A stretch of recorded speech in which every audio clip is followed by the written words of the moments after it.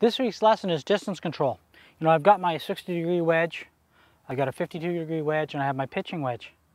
But what I want you to get out of it is the way to control distance. And like all things we do throughout all the lessons, I first off believe in the correct knowledge first, then go to the practice tee and have an organized game plan of what it is you're working on, so that when the outcome is what you want, you take full credit for it because you know what you did.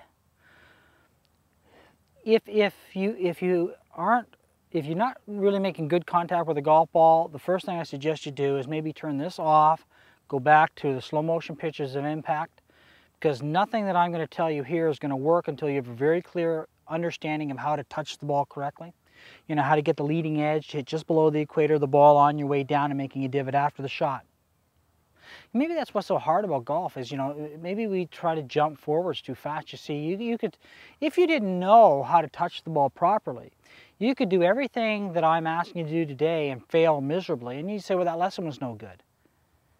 You know, it's like all things. We got to take steps. You know, you got to get step 1 in place, then you should go to step 2, and then you should go to step 3. But I guess in our golfing society, our world, we want to jump right to the end before we understand step 1. Not here. Not going to do it here. So take a few seconds, go back to the slow motion footage of how to strike the ball properly, and then we can come back and we can do this.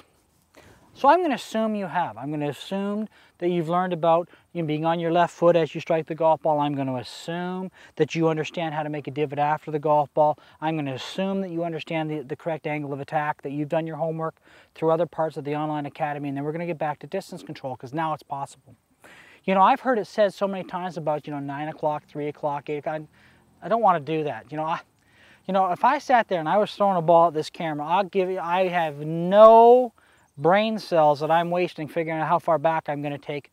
I'll guarantee that most of my is there. If I'm moving back further, it's there.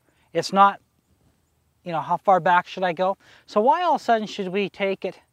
And in golf, we said I can tell you, as long as you'll be listening to me, there's not going to be very often where I'm going to suggest that any time when you're playing golf should you be worried about your backswing. Not when you're playing. When you're practicing, we'll talk about it, but not when you're playing. When I'm playing, all my understanding is how far I'm going. All my understanding is how far forwards I'm going. Not how far back should I go. I want you to buy into this. I really do want you to give this some serious thought. I said earlier, if you're going to throw a ball to your wife, to your children, seriously, how much would you be thinking about the backswing? Would you not be thinking about the follow-through? So it would be nice to say, okay, I understand a little bit about the toe of the golf club too, by the way.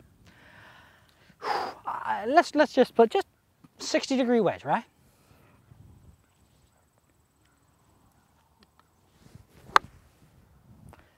Is there anybody out there that thought that went 120 yards? I don't think so. Somehow, some way, we have this beautiful brain that probably gave you an understanding that went about, 55 yards. If I would have wanted to hit it farther, I would have made a much longer swing. My swing would have looked, I would have taken the toe of the golf club and I would have made a much longer swing. And it would have went higher and it would have went farther. So I could sit out there on the range and I can have this little... I guess everybody out there wants to hear that I have this measurement, right? Well, I don't. I have a different measurement. I want to go here. I want to go here. I want to go here. And then I kind of check on my list how far those all went. Now I can do the same thing. I can go through and I can go down to my 52-degree wedge. I can mark out what happened with the 60-degree wedge. I can go down to my 52-degree wedge and I can find out how far, it goes. Same amount of swings. I might go, okay, I'm just going to take it and I'm going to go. Let's see if I can do that. And I mark down how far that goes. If I want the ball to go a little further, I'm not being too scientific here, but I just, it's fascinating. Boy, how long has this understanding been about? You take it back to 9 o'clock, you go to 3 o'clock. How long? Hey, if that was working, wouldn't we all have it by now? Can't you buy, and then I get the other people say, well, I want it to be natural. Well, how much more natural can I make it? How much more natural can that be? Let's find out how far it goes. So I'll sit down in the practice tee and I'll do it. And I'll find out how far it goes for my 52-degree wedge. Then I'll go to my wedge, pitching wedge. And I'll go through the same thing.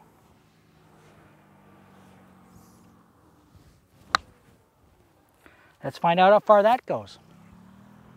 But I know what that was. I intend, before I hit it, I intend to go, and then I do it.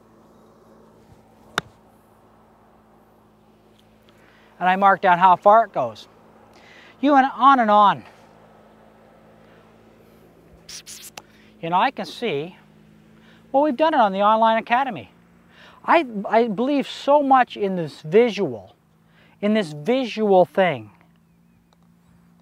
I think I've said in other parts of the Academy too that I can see where you have these portable DVD players that you take to the range with you. You put in our little DVD, and it's you copying what you see on the screen. You copying, hey, try this with your kids. Just put that in front of them, see if they copy it. I don't need to get into where your elbows go and what everything else happens. You just sit there. Gosh, I hope that doesn't sound too simple, but I really want you to buy into that. There's something very right about it. You know what's wrong? It's wrong that we take this idea, well, I got to go back, because now where's your attention? Attention should be over here. Now your attention's back here. And I got to keep my elbow in. Now, where's your attention? You know, we've got to get away from, much easier. Let's just take the imagery and the understanding, put them into, write them down, get on the golf course, and the next time you've got a 50-yard shot, you go, ah, and then do it. Something really right about that. See you at the next lesson.